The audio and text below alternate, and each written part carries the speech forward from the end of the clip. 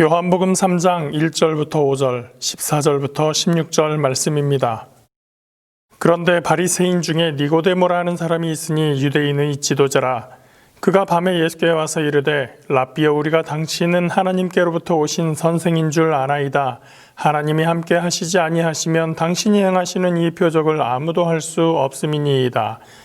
예수께서 대답하여 이르시되 진실로 진실로 내게 이르노니 사람이 거듭나지 아니하면 하나님의 나라를 볼 수 없느니라.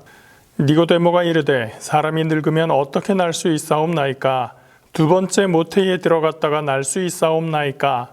예수께서 대답하시되 진실로 진실로 내게 이르노니 사람이 물과 성령으로 나지 아니하면 하나님의 나라에 들어갈 수 없느니라. 모세가 광야에서 뱀을 든 것 같이 인자도 들려야 하리니 이는 그를 믿는 자마다 영생을 얻게 하려 하심이니라. 하나님이 세상을 이처럼 사랑하사 독생자를 주셨으니 이는 그를 믿는 자마다 멸망하지 않고 영생을 얻게 하려 하심이라. 사회적 거리두기가 지난주부터 2.5단계로 격상됐습니다. 3주 동안 지속이 된다고 하는데 이제 일주일 지났으니까 앞으로 2주간 이 상황이 좀 더 지속되게 될 텐데요.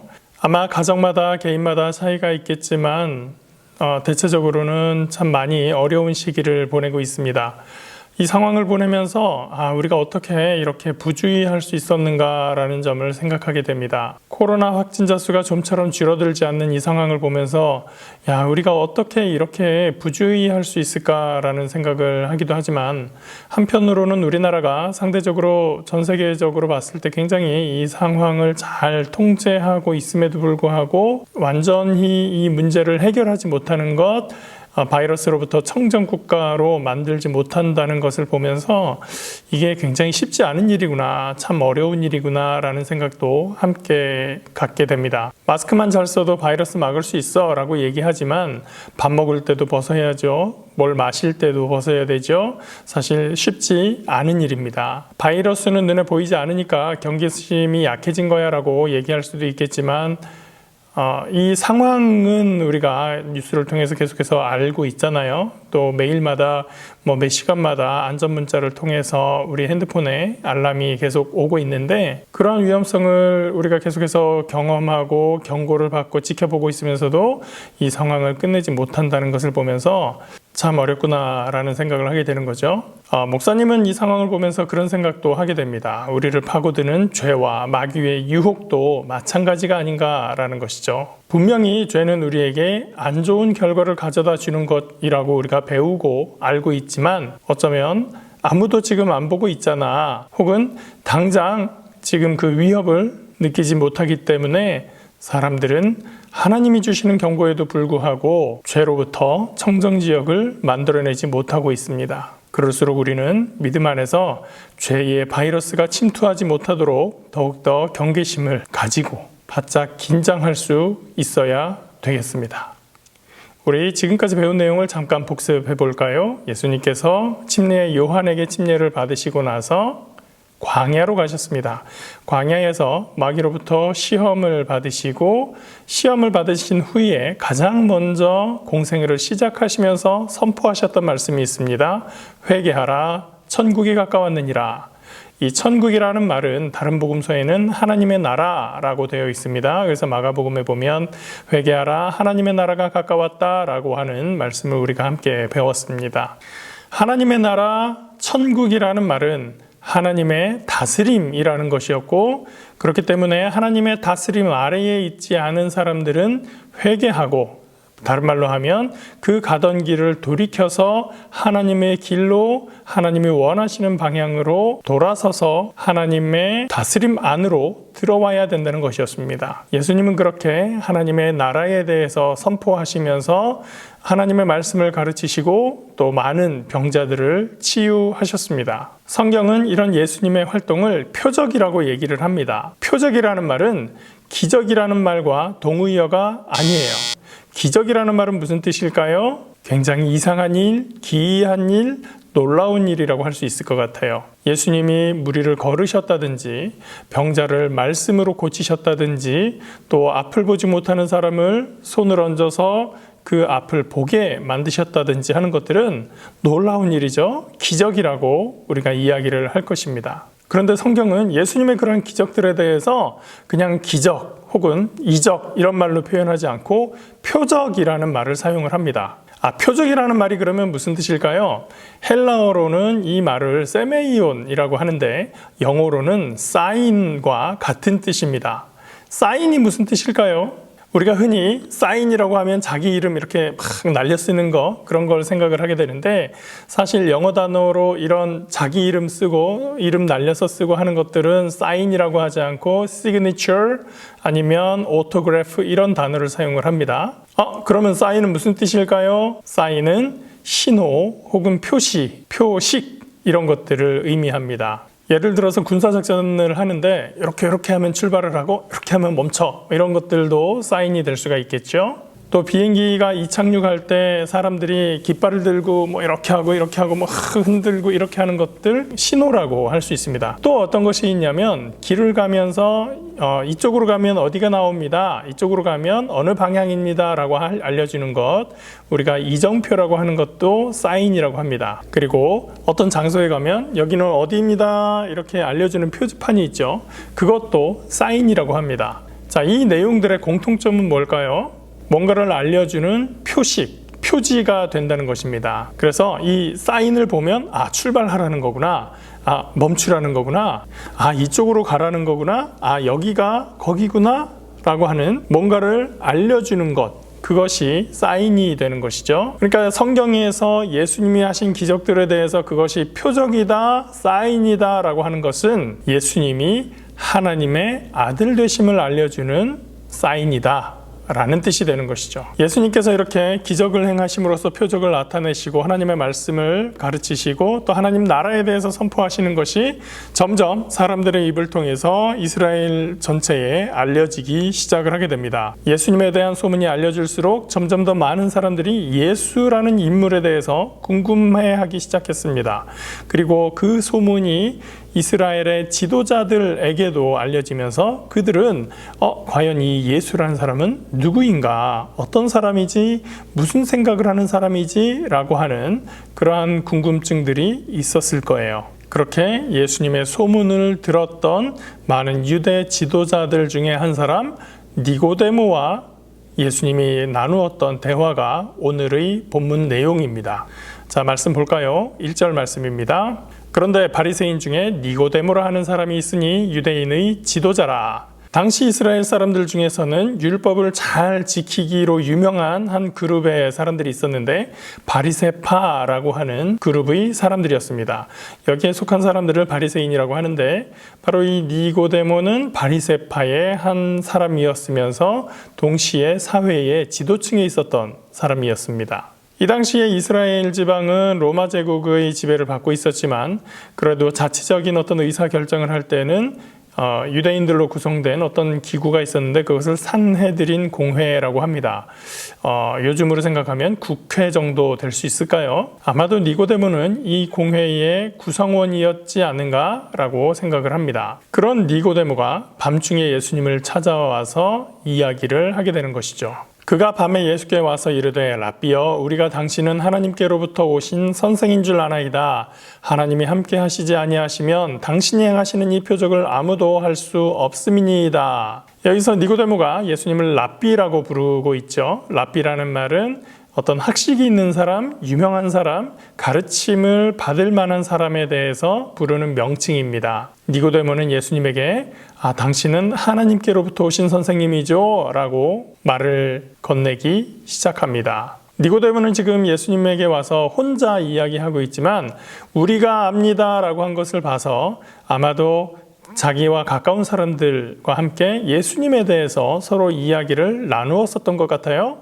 그래서 예수님이 어떤 표적을 행했대, 어떤 기적을 행했대라는 이야기를 서로 나누면서 그 사람이 어떤 사람일까 많이 궁금해하며 서로 이야기했던 것 같아요. 예수님의 이야기, 예수님의 가르침에 대해서도 얘기를 들었겠죠. 그리고 서로 의견을 교환했을 겁니다. 하나님의 나라에 대해서 이야기하는데 예수라는 사람이 하나님의 말씀도 가르친데 뭔가 이 사람은 특별한 사람인 건 맞는 것 같아 라는 생각을 했을 거예요. 그렇게 생각한 이유는 뭘까요? 당신께서 하신 이 모든 표적들을 보아하니 하나님이 보내지 않았으면 이 일들을 다 할 수가 없는 것이거든요 라고 니고데모가 말한 것이죠. 분명히 니고데모와 그 동료들은 예수님의 가르침에 대해서 예수님의 치유의 이적을 통해서 들은 바가 있고 그것이 놀랍다고 생각했을 겁니다. 야, 그거 사실이면 대박인데? 그래서 니고데모는 내가 이 사람과 이 얘기를 좀 한번 나눠봐야겠다라고 생각을 한 거겠죠. 자꾸 하나님 나라에 대해서 말을 하는데 도대체 무슨 생각을 하는 건지 앞으로 어떤 계획을 가지고 있는지 좀 내가 들어봐야겠다. 그렇게 마음을 먹었습니다. 니고데모는 예수님을 만나러 가면서 내가 이 사람을 어떻게 부르지? 뭐라고 얘기를 하면서 말을 시작을 하지? 여러 가지 방법을 가지고 시뮬레이션을 돌리면서 생각을 했을 거예요. 그리고 마침내 부른 호칭이 랍비여, 선생님이여 하는 것이었습니다. 니고데모가 나름의 정성을 다해서 생각해낸 호칭이 랍비 선생님이었는데 그것이 바로 이 요한복음 복음서가 알려주려고 했었던 예수님의 정체, 예수님이 누구신가와 하는 것과는 동떨어져 있었다는 것이 문제입니다. 요한복음 1장부터 마태복음 1장부터 성경은 예수님이 하나님의 아들이시다라는 것을 계속해서 알려주고 그것을 알려주기 위해서 표적을 행하신 예수님, 하나님의 말씀을 가르치신 예수님에 대해서 기록하고 있는데 이 니고데모는 예수님이 그런 분인 걸 알지 못했다는 거예요. 그냥 배울 것이 많은 선생님 정도로 생각을 하고 있다는 것이죠. 그렇게 니고데모가 예수님에 대해서 잘 모르고 정확하게 알지 못하면서 예수님에게 와서 선생님, 제가 드릴 말씀이 있어요. 선생님, 제가 얘기를 좀 나누고 싶어요 하고 말을 걸은 것입니다. 보통 이렇게 얘기를 하면 다른 사람 같으면 어떻게 말하는 것이 보통일까요? 아, 그래요? 무슨 일로 오셨죠? 아, 어서 오세요. 내가 무엇을 도와드릴까요? 아니면 무엇이 궁금해서 오셨나요? 이렇게 이야기를 하는 게 맞겠죠? 그런데 예수님은 달랐어요. 뭐가 궁금하지요? 내가 가르쳐 줄게요. 이렇게 하지 않고 네가 궁금한 거 내가 알지. 내가 알려줄게. 라는 것이었어요. 예수께서 대답하여 이르시되 진실로 진실로 내게 이르노니 사람이 거듭나지 아니하면 하나님의 나라를 볼 수 없느니라. 예수님은 당신이 나를 왜 찾아왔는지 내가 알지 라는 걸 보여주는 것처럼 니고데모가 처음 건넨 말에 대해서 말하지 않고 거듭나지 않으면 하나님 나라를 볼 수 없다. 바꿔 말하면 거듭나야만 하나님 나라를 볼 수 있다는 대답을 해주십니다. 니고데모는 2번 놀랐을 거예요. 첫 번째는 내가 하나님 나라에 대해서 묻고 싶은 거 이 사람이 어떻게 알았지?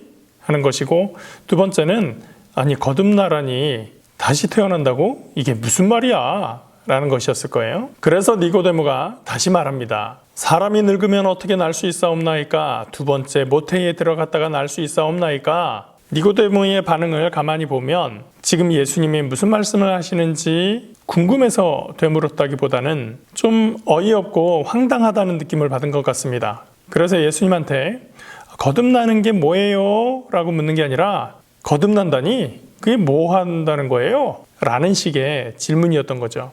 근데 니고데모가 진짜로 물어봤던 말, 사람이 늙으면 엄마 뱃속에 다시 들어갈 수 있습니까? 라고 하는 말은 우리는 늙었으니까 안 되고 아기들은 다시 들어가면 되잖아요. 그런 뜻은 아니겠죠. 아주 나이가 많건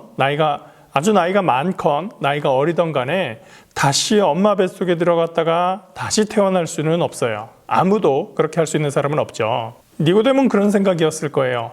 에이, 말도 안 돼. 어떻게 다시 태어나? 엄마 뱃속에 다시 들어가라는 거야? 뭐야?